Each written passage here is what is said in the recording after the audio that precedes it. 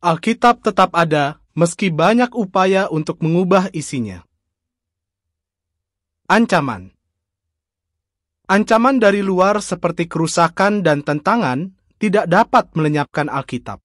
Tapi, ada penyalin dan penerjemah yang berupaya mengubah isi Alkitab.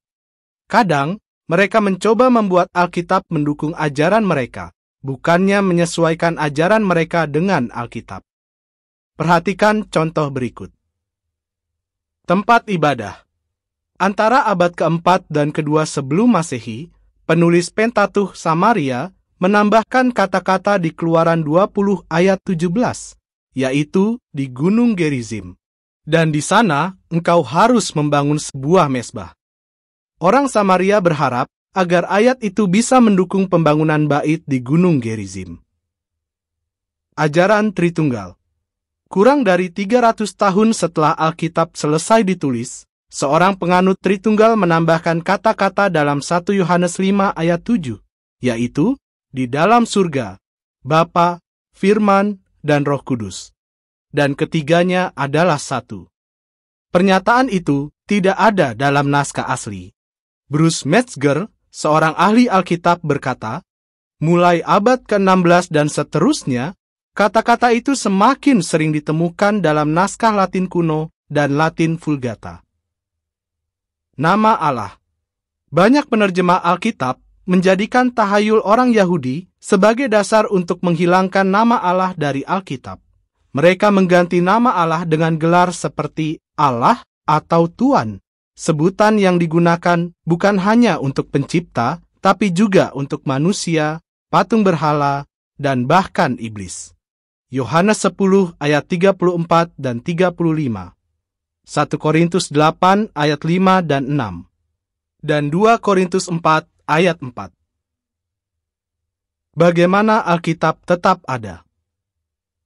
Pertama, walaupun ada penulis Alkitab yang ceroboh dan tidak jujur, banyak juga yang sangat terampil dan teliti.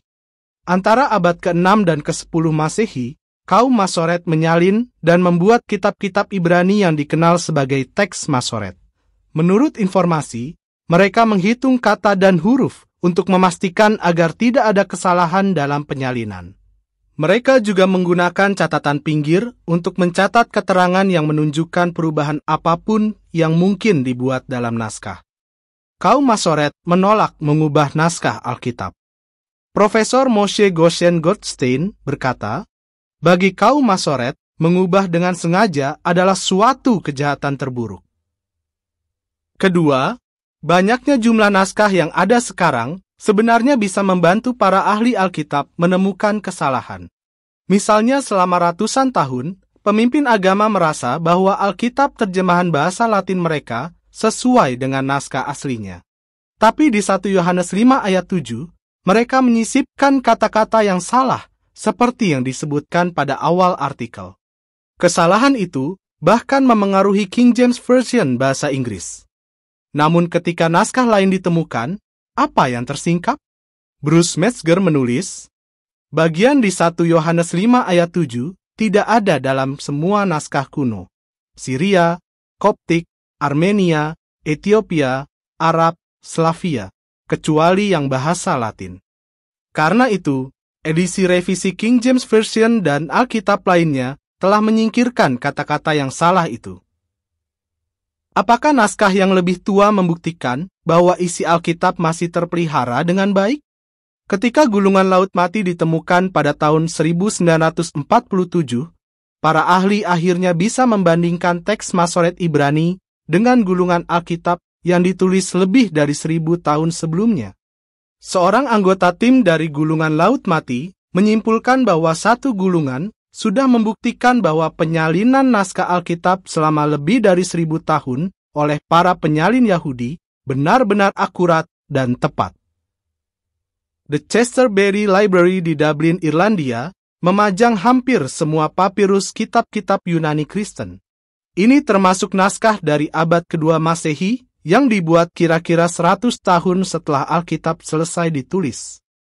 The Anchor Bible Dictionary mengomentari, selain menyediakan banyak informasi baru tentang perincian naskah, Papirus ini juga menunjukkan betapa akuratnya proses penyalinan naskah Alkitab. Hasilnya, bukannya mengubah isi Alkitab, naskah yang tua dan banyak jumlahnya itu justru meneguhkan kebenaran isinya. Sir Frederick Kenyon menulis mengenai kitab-kitab Yunani Kristen. Tidak ada buku kuno yang sudah sejak awal memiliki banyak sekali bukti untuk mendukung naskahnya, dan para ahli yang jujur tidak akan menyangkal bahwa naskah tersebut telah tersedia bagi kita dalam jumlah yang banyak. Dan mengenai kitab-kitab Ibrani, seorang ahli bernama William Henry Green menyatakan, dengan tepat dapat dikatakan bahwa tidak ada karya lain dari zaman dulu yang diteruskan dengan begitu saksama. Akhir artikel.